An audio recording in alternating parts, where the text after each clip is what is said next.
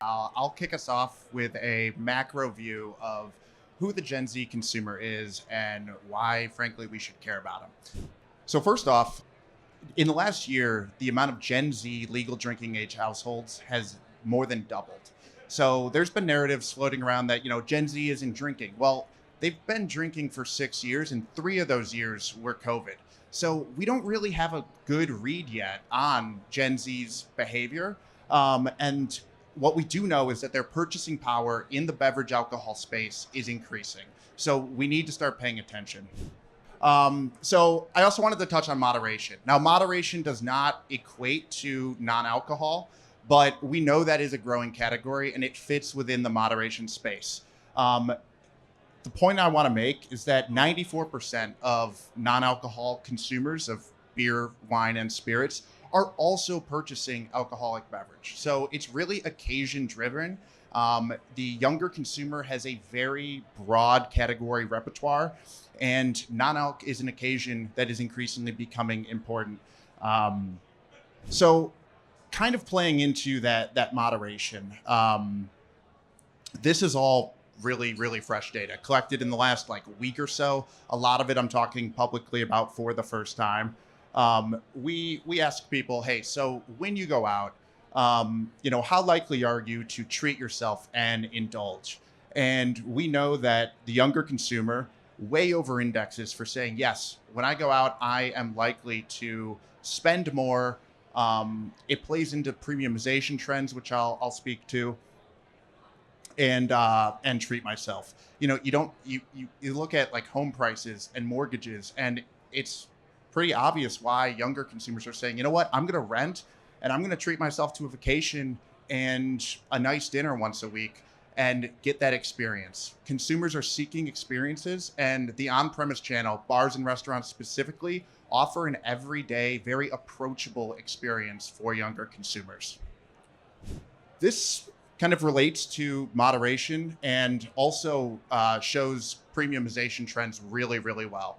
A question that we get all the time, especially in the face of economic uncertainty, is, hey, is premiumization going away? Is it slowing down?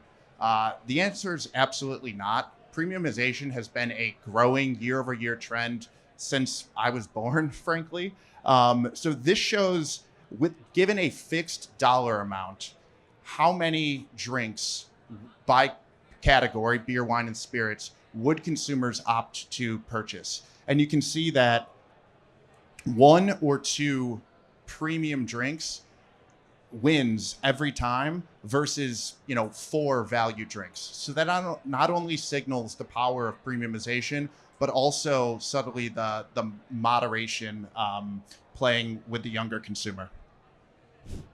We looked at spend, again, collected within the last couple of weeks.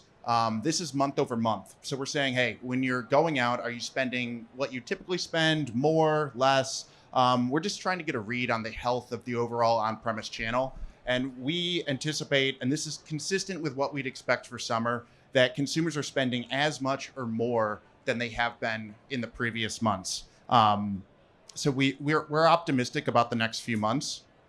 So to people who are spending more, we said, why are you spending more? Well, the obvious answer is that the price of food is more expensive. Now, I think as drink suppliers, it's really important to note that people are paying more attention to the prices of food increasing than the prices of drinks. So there's definitely a promotional or bundle promotion opportunity there to increase and drive check value while attaching drinks to the food occasion.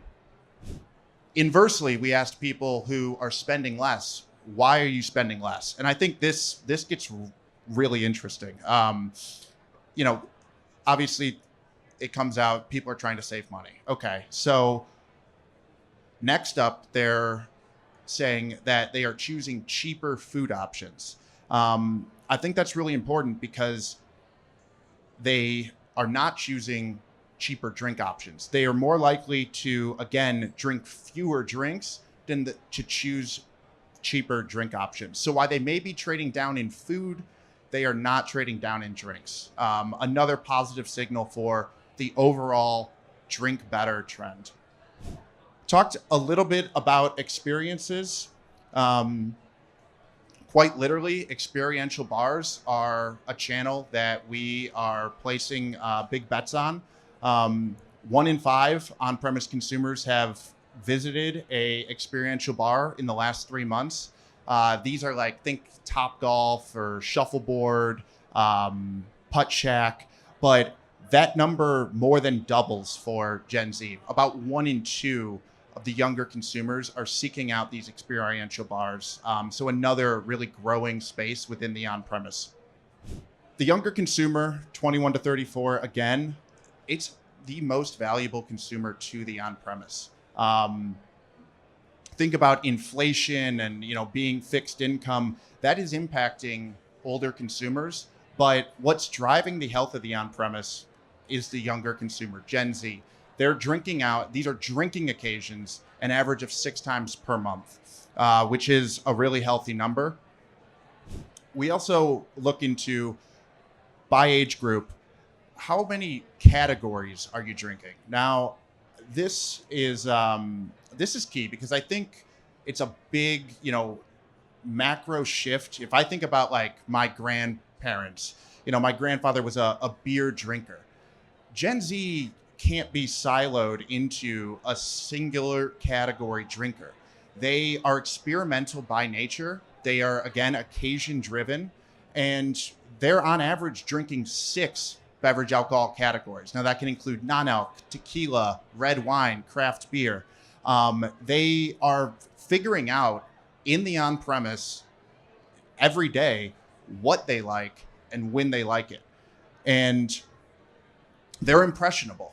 One of the key touch points when making an impression that is a lasting impression on what Gen Z is drinking is bartenders. And that is why I'm really loving being here today. When ordering a cocktail, about 40% of Gen Z asks for the bartender's recommendation almost every time or every time. That is way over indexed versus the average on-premise visitor. We recently did a huge bartender study. We talked to 150 of the top bartenders in the country. So these are bartenders with tens of thousands of followers on Instagram. They've won cocktail competitions. And we asked them, how do you look at relationships with your suppliers and distributors? Almost everyone agrees that supplier-distributor relationships are absolutely critical to the success of their bar or restaurant. About a quarter say that brand ambassador visits are more important now than ever. And 3/4 of bartenders say that if they make a recommendation, the consumer takes them up on that recommendation every time. Those are super, super powerful numbers. And just underscore the importance of bartender advocacy in this industry. Finally, I want to address cannabis. This is brand new research, has not been shared publicly, but it's not a secret that beverage alcohol has had a tough year.